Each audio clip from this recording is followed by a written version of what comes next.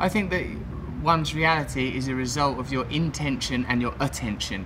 It's through spiritual practice that I've recognised that my own impermanence, my own irrelevance, the fact that I'm just a person shuffling through life, I ain't really no different now from when I was a little kid. And all I want really is that I don't want that feeling in my stomach that people are being treated badly. I don't want a feeling that people are being exploited. People need to live spiritual lives, all of us. I'm a person, and it's good to have access to the infinite consciousness that is available to all people, but through the five senses is delineated, keeping us trapped on a material plane. We think reality is what we can apportion through the limited instruments of the senses, but reality is of course far beyond that. Spiritual data, we don't have the correct instruments to receive it, and we live primarily in the realm of the senses.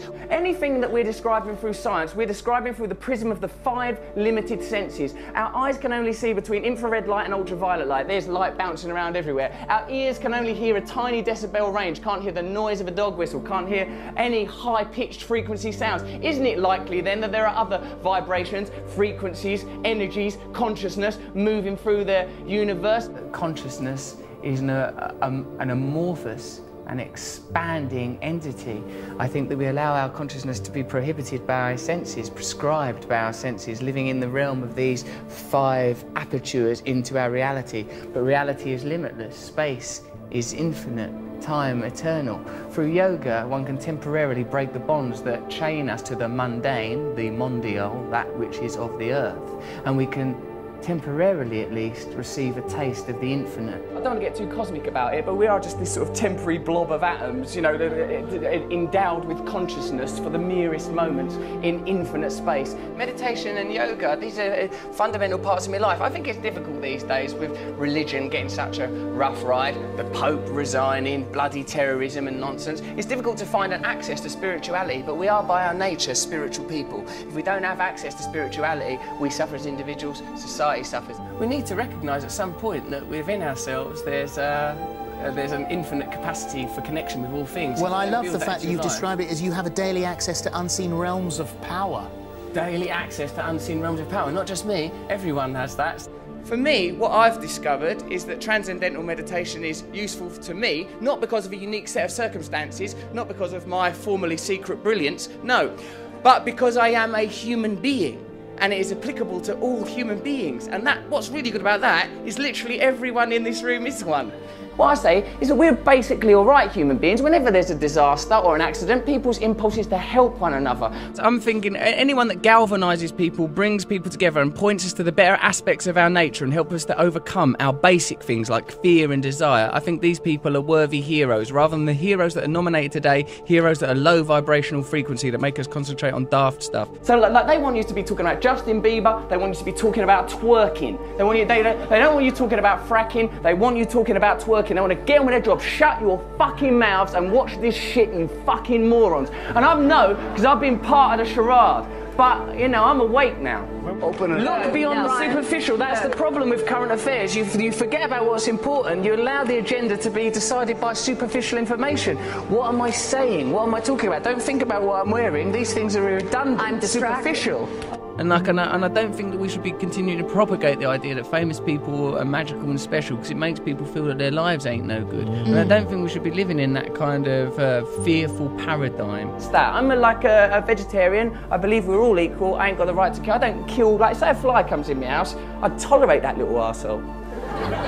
Because I feel like he's a fly, he's just on his journey here through life. When I'm meditating or praying, I say the infinite creative force that brings into being all phenomena and guides all life, I say, can you move through me? And things that actually work, you sort of treat them, you sort of shirk them off as if, like, you know, as if you owe them money and you don't, oh no, I've got to avoid yoga and meditation. They've been portrayed quite brilliantly by the mainstream as sort of somehow luxury, but into luxury or artificial or superficial. It's absolutely integral. It's absolutely the most authentic thing, more real than any of us. If people are happy, they're happy. They don't need it. If there's not a problem, there's not a problem. But I think if people have some sort of yearning or dissatisfaction or some itchy irritability, then it might be because they're not looking in the right direction for a solution, and that they should look within, and that within them there is a limitless, infinite capacity for bliss through connection to higher things. You cannot define yourself in reference to other external coordinates. You must define yourself internally with your relationship with a higher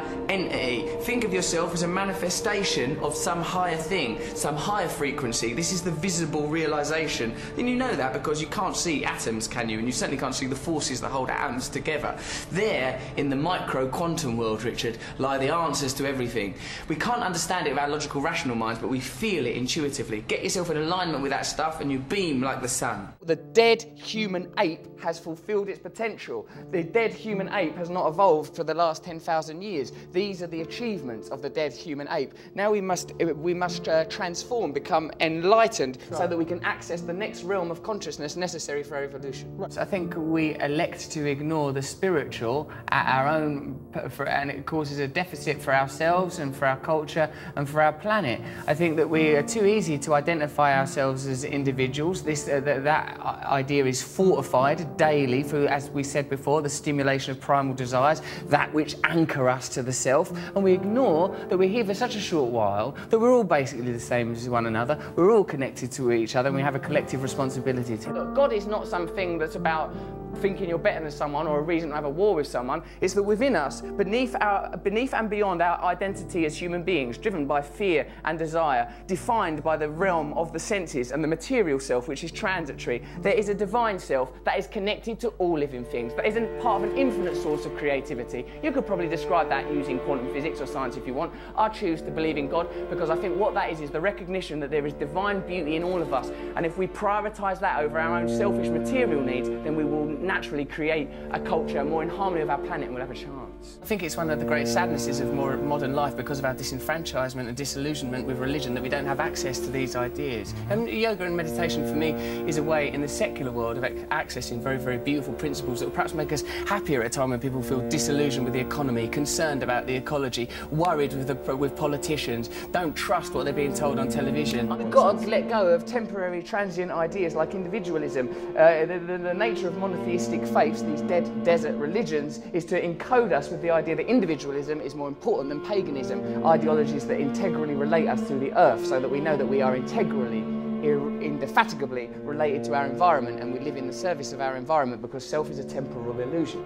I suppose the ultimate truth is oneness, that this is a temporary illusion, that we are temporarily occupy these flesh puppets. We believe so much in our identities, we believe in our individualism, and I talk as a very sort of egotistical man. Look at my hair, look at these bracelets, look at these ridiculous boots. I'm a person who believes in the nature of my own individualism and my own identity, but on a deeper level I recognise that all these things are transient, and what's important and what's defining are the things that we all share: love, unity, togetherness. As long as we have cultural narratives that eschew these ideas, that suppress these ideas in favour of negative human traits, greed, selfishness, lust, as long as these ideas are promoted, we will exist in opposition to one another and will be exploitable by corporations that prey upon these negative facets of humanity.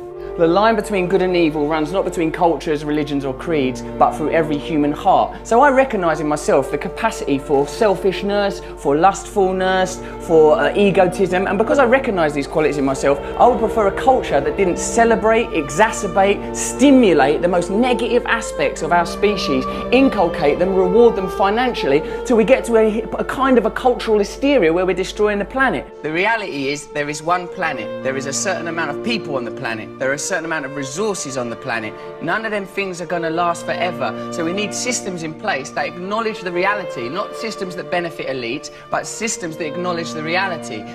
People need to have access to the resources. Can't lie to people so that people in power can continue to augment and grow their own power and satisfaction while normal people are exploited.